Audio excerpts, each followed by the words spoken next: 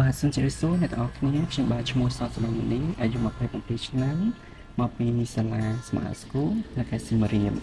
ខ្ញុំមានផងដែរខ្ញុំបានលើករូបមកផ្ទាំងក្រុមចំណងជើងថាការជំនះនិងភាពរឹងមាំនៅក្នុងរូបនេះផងដែរយើងដឹងថានេះគឺជា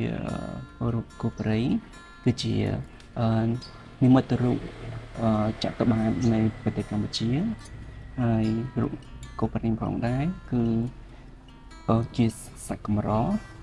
ហើយវាគឺជាសត្វមួយដែលបង្ហាញពីភាពខ្លាំងរឹងមាំហើយវាអាចធន់ទៅនឹងចំណីអាហារដូចជាជំងឺជាពិសេសវាអាចធន់ទៅនឹងកម្ដៅថ្ងៃបានហើយដូចជារូបនេះផងដែរខ្ញុំអាចថាលើកទឹកចិត្តដល់អ្នកនរគ្នាគឺត្រូវមានភាពអត់ធន់ហើយរឹងមាំហើយជំនះនៅរាល់ឧបសគ្គយើងដឹងថា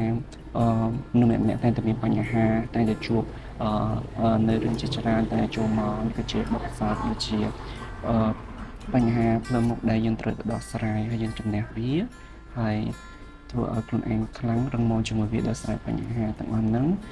ដើម្បីឆ្ពោះទៅផ្លូវខាងមុខជាបន្តបន្ទាប់ដូចនៅក្នុងរូបនេះផងដែរគឺគោព្រៃហ្នឹងគឺបង្ហាញពីភាពធន់រឹងមាំរបស់គាត់ជាប្រចាំថ្ងៃដើម្បីជំនះនៅបរិយាបទជុំវិញខ្លួនសត្វនេះដើម្បីជំនះរកឧបសគ្គទាំងឡាយដែលគាត់ជួបដើម្បីឆ្ពោះទៅរកផ្លូវមួយដែរស្របំប្រងនេះគឺជាដំណោះស្រាយដែលយើងដោះស្រាយបានមានប៉ុណ្ណាហើយអរគុណច្រើនចំពោះកម្មវិធីវាយទាំងដែលតែងតែផ្ដល់ឱកាសដល់សិល្បករគ្រប់រូបចូលរួមមហាស្នាដៃនិងទេពកោសល្យរបស់ខ្លួនតាមរយៈកម្មវិធីនេះផងដែរបាទសូមជម្រាបលា